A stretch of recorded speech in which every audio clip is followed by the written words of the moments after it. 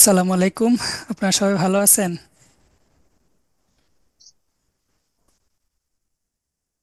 জি ভাইয়া, ওয়ালাইকুম ওয়ালাইকুম আসসালাম। আসসালাম।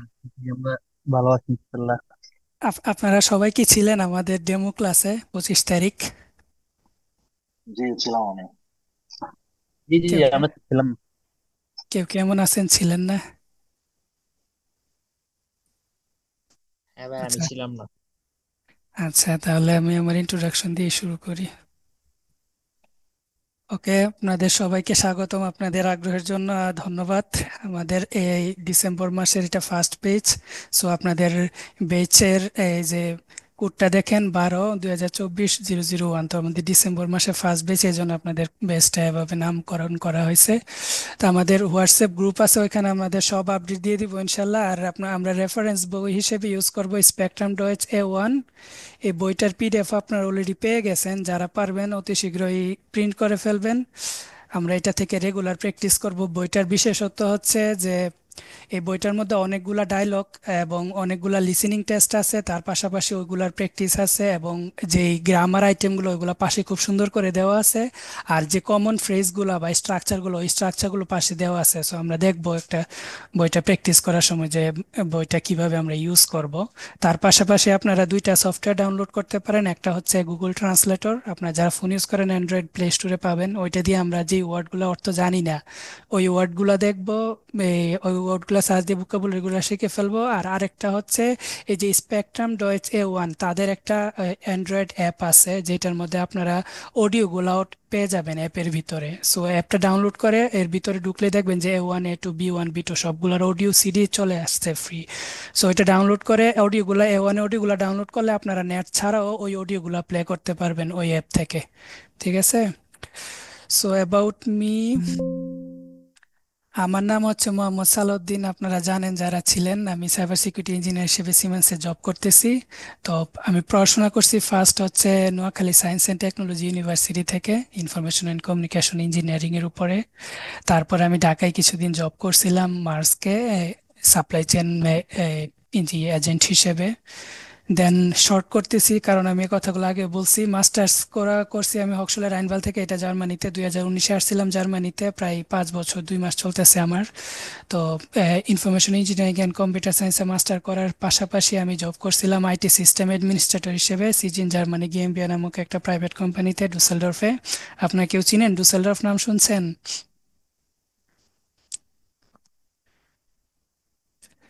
ডুসেলডর্ফ হচ্ছে জার্মানিতে যে 16টা স্টেট আছে এর মধ্যে একটা স্টেট হচ্ছে নর্থ রাইন ওয়েস্টফালেন। ওই নর্থ রাইন ওয়েস্টফালেনের ক্যাপিটাল হচ্ছে, মানে এই স্টেটের ক্যাপিটাল হচ্ছে ডুসেলডর্ফ। অনেক বড় একটা শহর, সুন্দর একটা শহর, এবং এখানে একটা ইন্টারন্যাশনাল এয়ারপোর্টও আছে। সো আমরা বা দেশে যাতায়াত করলে এই নর্থ রাইন ওয়েস্টফালেনে যারা আছে তারা মূলত ডুসেলডর্ফ থেকে যায় ট্রাভেল করি আর কি। সো যারা এনআরবিতে আসবেন তারা দেখবেন যে ফ্লাই করবেন ডুসেলডর্ফেই, এখানে। দেন আমি সাইবার সিকিউরিটি ইঞ্জিনিয়ার হিসেবে আপনার সিমেন্স হেলথিনার্সে জয়েন করছি এই বছরই, বেশি দিন হয় নাই, 4 মাসের মতো হয়েছে। সো এই হচ্ছে আমার নিজের প্রোফাইল। আমি জার্মানিতে আসছি অক্টোবরের 2019-এ। সেখান থেকে এখন পর্যন্ত প্রায় 5 বছর 2 মাসের মতো হচ্ছে।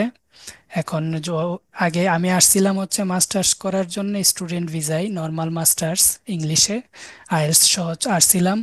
দেন এখানে আসার পর ডয়েসটাও শেখা হয়েছে, ইউনিভার্সিটিতে কোর্স করা হয়েছে, প্লাস নিজেও শেখা হয়েছে। এইভাবে ডয়েসটা শেখা। সো আমার ল্যাঙ্গুয়েজ স্কিল হচ্ছে বাংলা তো নেটিভ, ইংলিশ C1, আর ডয়েচ হচ্ছে B2। সো আপনাদেরকে জার্মান স্কুল বাংলা পক্ষ থেকে যে ক্লাসগুলো হবে ওইটা থেকে A1 থেকে B1 পর্যন্ত আমি পড়াবো। আর B2-র জন্য আমাদের এক কলিগ আছে, ওর C1 লেভেলের সার্টিফাইড। সো PB2 লেভেলটা ও পড়াবে। আর আপনাদের সম্বন্ধে আমি জানবো একটু পরেই। সো আপনারা ডিসাইড করে দেখবো যে আপনাদের কোন লেভেল পর্যন্ত ল্যাঙ্গুয়েজটা দরকার, ওইভাবে আপনাদেরকে প্ল্যান করা হবে ইনশাল্লাহ। যদি আপনারা রেগুলার থাকতে চান আমাদের সাথে, ওইভাবে আমাদের কোর্সগুলো করা হবে। এই হচ্ছে সংক্ষেপে আমার পরিচয়। কিছু অর্গানাইজেশনাল ইনফরমেশন দিয়ে তারপর আপনাদের থেকে আপনাদের সম্বন্ধে জানবো। আমাদের কোর্সটা ডিউরেশন হচ্ছে 1.5 থেকে 2 মাস। আমরা ডিজাইন করছি কোর্সটা এইভাবে যে আমরা প্রতি উইকে 3টা করে ক্লাস নিব, সোম বুধ এবং রবিবার রাত 8টা থেকে। আর আমাদের রেগুলার যে লেকচার আছে ওই লেকচারগুলো শেষ হওয়ার পর আমরা আরো 3টা ক্লাস নিব হচ্ছে এক্সাম প্রিপারেশনের উপরে। আপনারা গুতে ইনস্টিটিউটে যারা A1 পরীক্ষা দিতে চান বা যারা ফ্যামিলি রিউনিয়ন ভিসা অ্যাপ্লাই করতে চান তারা তো A1টা দরকার। সো যারা পরীক্ষা দিতে চান ওই পরীক্ষার টা কিরকম হবে ওইখানে প্যাটার্ন গুলা দেখে পড়াশোনা একভাবে করা যায়, কিন্তু পরীক্ষার সময় দেখা যায় অন্যরকম। সো আগে থেকে ওই পরীক্ষার প্রিপারেশনটা নিলে, পরীক্ষার কোশ্চেন স্ট্রাকচারটা দেখে নিলে আমাদের এইটা জিনিসটা ইজি হবে পরীক্ষা দেওয়ার জন্য। এর জন্য আমরা 3টা এক্সট্রা ক্লাস লাগছি হচ্ছে শুধুমাত্র পরীক্ষার প্রিপারেশনের জন্য। আর ফাইনালি আমরা 3টা mock test, total mock test আমরা প্র্যাকটিস করব। এক্সাম হলে এক্সাম প্যাটার্ন যেরকম হবে এবং যতটুকু সময় নিয়ে আপনারা পরীক্ষা দিবেন সেম পরীক্ষার 3টা মক টেস্ট আমরা এই কোর্সের শেষে দিব। তাহলে এই আপনারা টোটালি পরীক্ষার জন্য প্রিপেয়ার্ড হয়ে যাবেন। এই হচ্ছে আমাদের স্ট্রাকচার কোর্সের।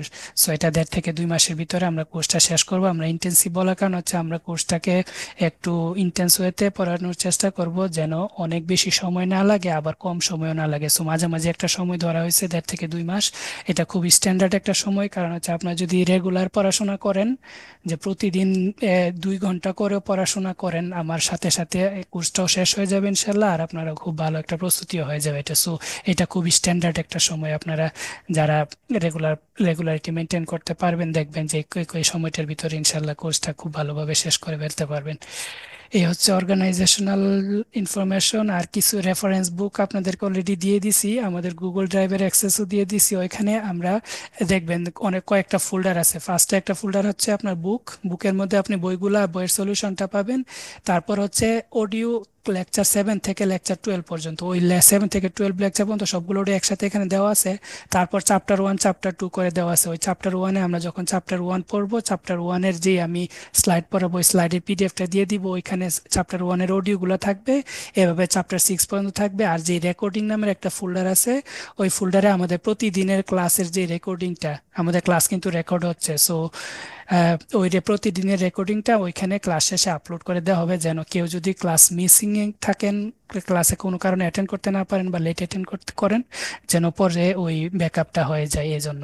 আর আপনারা চাইলে আমাদের কোর্স মেটেরিয়াল যে কারোর সাথে শেয়ার করতে পারেন, সমস্যা নাই। তবে খেয়াল রাখবেন যেন কেউ এইগুলার মিস ইউজ না করে, বা আমাদের মেটেরিয়ালগুলো যেন তাদের নামে বা অন্য কোনোভাবে এগুলার মিস ইউজ না করে। সো কপিরাইট ওই রকম ভাবে নাই, আপনারা সবাইকে শেয়ার করবেন, সবাই শিখুক, সমস্যা নাই। বুঝতে পারছেন? দেন ক্লাস করব জুমে, আর আমাদের রিয়েল টাইম কমিউনিকেশন হবে হোয়াটসঅ্যাপে। আপনারা যারা আমার সাথে কন্ট্যাক্ট করতে চান আমাদের স্কুলে হোয়াটসঅ্যাপ নাম্বারটাতে মেসেজ করবেন, ইনশাল্লাহ সাথে সাথে আমার যতটুক শীঘ্রই সম্ভব আমি রেসপন্স করার চেষ্টা করব। আমার অফিস টাইমে হয়তো ওইভাবে পারবো না, বা আমার যে ঘুমের টাইম ওই টাইমে পারবো না, বাট এছাড়া আমি অ্যাক্টিভ থাকি সবসময়ই নেটে। সো আপনারা আমার হোয়াটসঅ্যাপে নক করলে পাবেন। আর যে ধরনের কমিউনিকেশন সবার জন্য মঙ্গলকর বা সবার ইনফরমেশন জানা দরকার, ওই ধরনের কোনো কোয়েরি থাকলে আমাদের হোয়াটসঅ্যাপ গ্রুপটাতে ডিরেক্ট মেসেজ করবেন। ওইখানে ইনশাল্লাহ একজন একজনকে আমরা ইনফরমেশন দিয়ে হেল্প করব। ঠিক আছে? তো এই হচ্ছে মোটামুটি অর্গানাইজেশনাল ইনফরমেশন। এখন আপনাদের থেকে শুনতে চাচ্ছি আপনাদের সম্পর্কে একটু বলেন, আমরা একটু পরিচিত হয়ে নিই এবং দেন আমরা পড়াশোনা শুরু করবো ইনশাল্লাহ। ওকে, ধন্যবাদ আপনাদেরকে।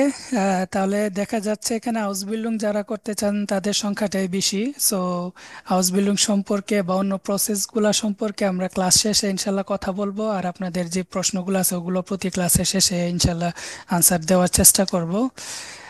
সো ফার্স্টে শুরু করি হচ্ছে আমাদের একটা কোশ্চেন দিয়ে, সবার কাছে ইম্পর্টেন্ট, যেটা কিভাবে আমরা দ্রুত একটা নতুন ভাষা শিখতে পারি।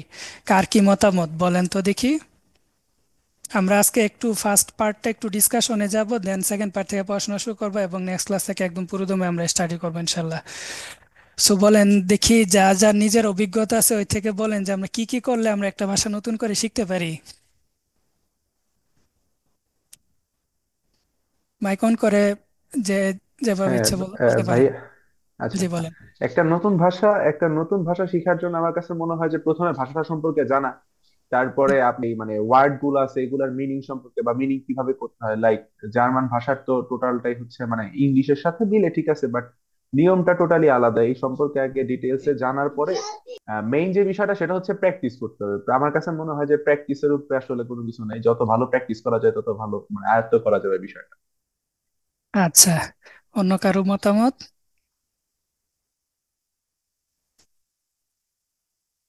বলেন, যার যেটা ইচ্ছা মনে আসে ওটা আমার বলতে কাছে পারেন। যেটা মনে হয় ভাইয়া, যে আহ, আগে যে এই ভাষাটা জানে তার কাছ থেকে হচ্ছে গাইতে গাইতে গায়েন একটা কথা আছে না, বিষয়টা ওইরকম।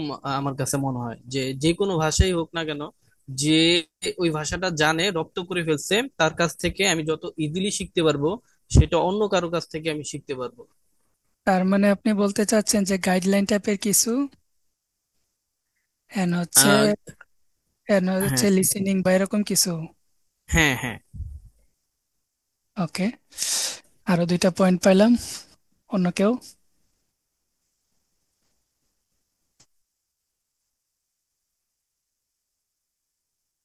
বলেন, সমস্যা নাই, লজ্জা পাওয়ার কিছু নাই। আমরা এখানে সবাই প্র্যাকটিস করবো এখন। যেহেতু আমরা কেউ, কারো কি আগে থেকে A1 করা আছে এমন কেউ, বা কেউ জানেন অলরেডি, পড়াশোনা করছেন এমন কেউ আছেন? আগে করি নাই, তবে বাসায় প্র্যাকটিস করছিলাম আর কি, সেলফ স্টাডি করার জন্য। যখন দেখলাম এটা গাইডলাইন ছাড়া আসলে আগানো একটু টাফ, তখন আর কি আপনার কোর্সের ব্যাপারে একটু আগ্রহী হলাম আর কি। আমি তো কিছু প্র্যাকটিস করছিলাম, বেসিক যে নাম্বারিং সিস্টেম প্লাস কিছু ওয়ার্ড, বেশি বেশি বেশি তো আগে নাই আর কি।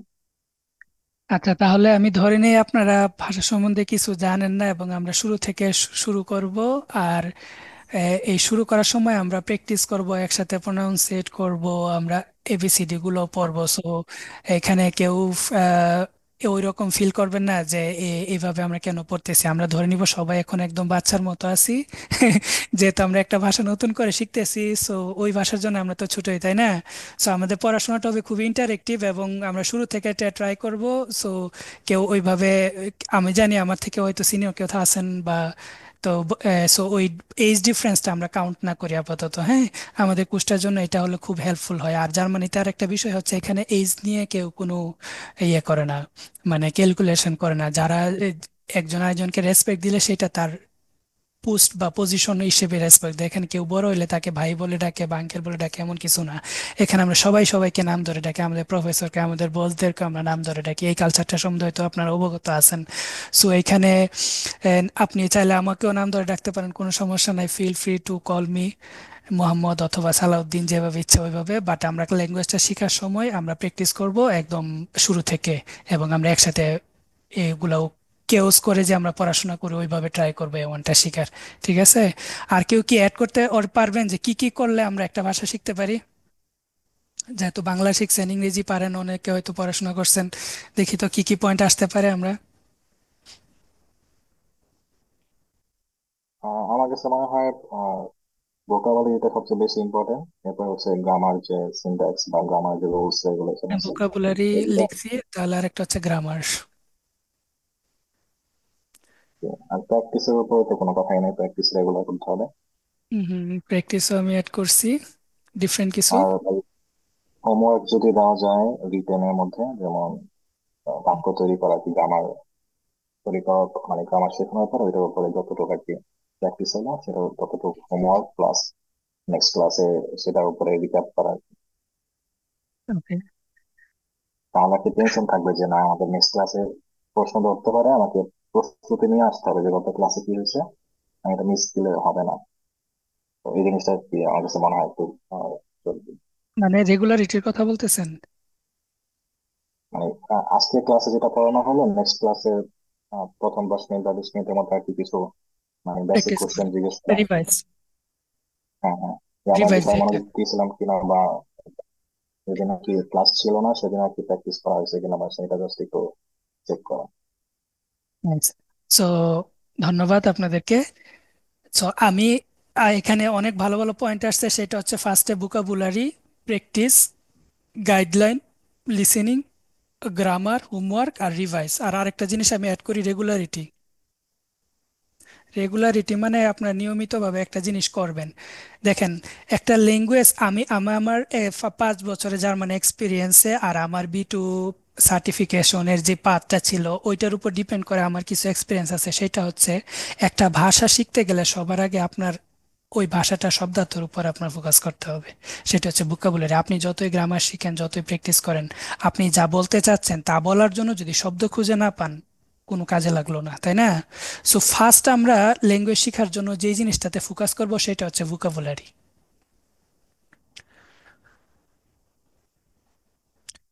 এটা হচ্ছে ভোকাবুলারি। সেকেন্ড যে বিষয়টা সেটা হচ্ছে আমরা ল্যাঙ্গুয়েজ যাই শিখবো তা আমরা প্র্যাকটিস করব। আপনি উইদাউট এনি প্র্যাকটিস আপনি কথা বলতে পারবেন না। আপনি যত গ্রামার পারেন, আপনি B2 সার্টিফাইড হন, এমন অনেক B2 সার্টিফাইড বা B1 সার্টিফাইড আছে আমাদের সাথেই, যারা কথা বলতে পারে না, স্পিকিংটা পারে না। আপনারা সবাই হাউস বিল্ডিং এ আসতে চাচ্ছেন, বা কেউ আসতে চাচ্ছেন, বা কেউ ধরেন ভাষা এই ডুয়াল স্টাডিতে আসতে যাচ্ছেন। আপনারা যখন একটা জব ইন্টারভিউ দিবেন, ওই জব ইন্টারভিউতে আপনার ইন্টারভিউ হয়তো কেউ দিচ্ছেন লাইফে অবশ্যই অনেকবার, কি হয় জিনিসটা, ইন্টারভিউয়ার আপনাকে কোশ্চেন করে, আপনি আনসার দেন, তার মানে তার কোশ্চেনটা আপনি শুনতেছেন এবং ওইটা বুঝে আপনি আনসার দিতে। এখানে দুইটা জিনিস, একটা ল্যাঙ্গুয়েজের চারটা যে পার্ট, একটা হচ্ছে কি কি আমাদের লিসেনিং, দুই নাম্বারটা হচ্ছে রিডিং, তিন নাম্বারটা হচ্ছে রাইটিং, আর আরেকটা হচ্ছে স্পিকিং। এখন দেখেন একটা ইন্টারভিউতে আপনাদের ফার্স্ট টার্গেট কি? অনেকে দেখছি হাউস বিল্ডিং এর জন্য আসতে যাচ্ছে, আপনাদের ফার্স্ট টার্গেট তো একটা হাউস বিল্ডিং ম্যানেজ করা। হাউস বিল্ডিং ম্যানেজ করা মানে হচ্ছে একটা house building job, training job. ওইটার জন্য আপনাকে অ্যাপ্লাই করতে হবে। তারপর কোম্পানি যখন আপনাকে শর্ট লিস্টেড করবে, ইন্টারভিউর জন্য কল করবে, তাই তো?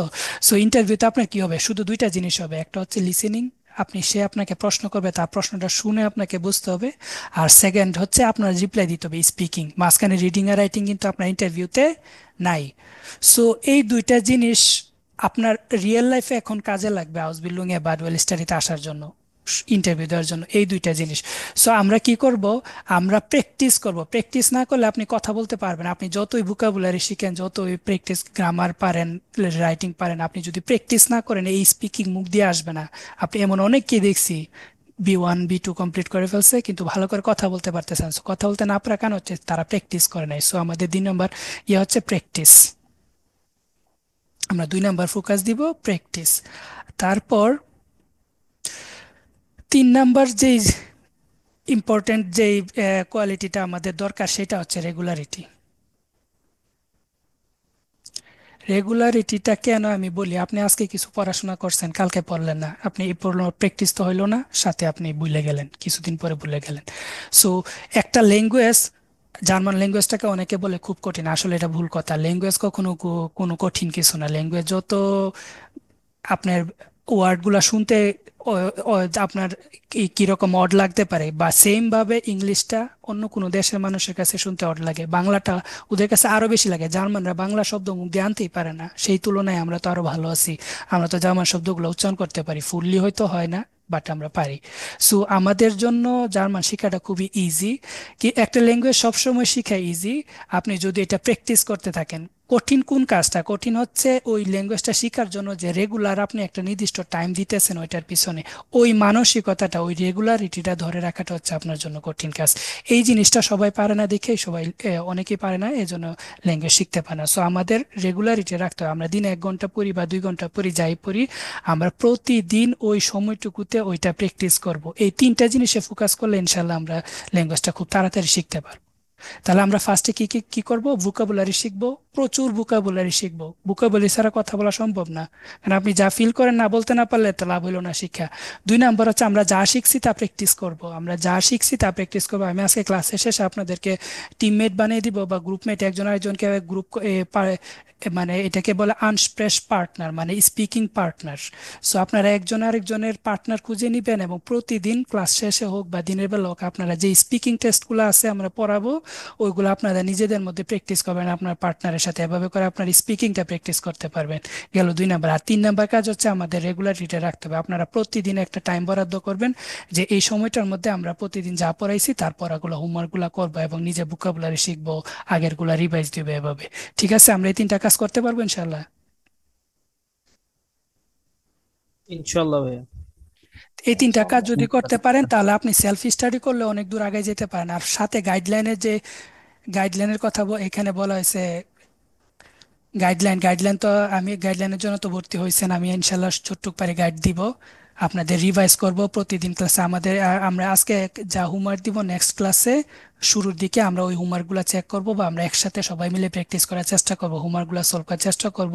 হোমওয়ার্ক তো দিয়ে দিব, আর গ্রামার তো আমরা পড়াবো। আমরা বইটা পড়া, আমাদের বইটা পড়ার পাশাপাশি আমরা আমার নিজের তৈরি করা যে লেকচারগুলো আছে, ওই +40+ লেকচার আমরা এই ক্লাসগুলোতে এই সময়টাতে ডিজাইন করছি যে এই লেকচার এই লেসনগুলোর সাথে সাথে আপনাদের গ্রামারগুলো শেষ হয়ে যাবে। এই 40+ লেকচারের মধ্যে আমাদের গ্রামারগুলো আছে, প্লাস অনেকগুলা শ্রাইবেন টেস্ট আছে, লিজেন টেস্ট আছে। তো ওইগুলো আমরা করে করে ইনশাল্লাহ শেষ করে ফেলবো। সো আমরা খুব ভালোভাবে করব, বাট কথা হচ্ছে আপনি যদি ভোকাবুলারি না শিখেন, আপনি যদি প্র্যাকটিস না করেন, আর আপনি যদি রেগুলারিটি মেনটেন না করেন, যতই কোর্স করেন বা যতই টাকা পয়সা খরচ করেন, ভাষা শেখা হবে না। ভাষা শেখা কোনো কঠিন কিছু না, কঠিন হচ্ছে জাস্ট ওই রেগুলারিটিটা ধরে রাখা। কেউ আছে আজকে পড়বে, কালকে 2 দিন পড়বে না, 3 দিন পড়বে না, দেখা গেল যে 3 দিন পরে আর এক ক্লাসে কেউ নাই, মিসিং। এই যে রেগুলারিটি মিস হয়েছে, এই জন্য পড়া আগাবে না।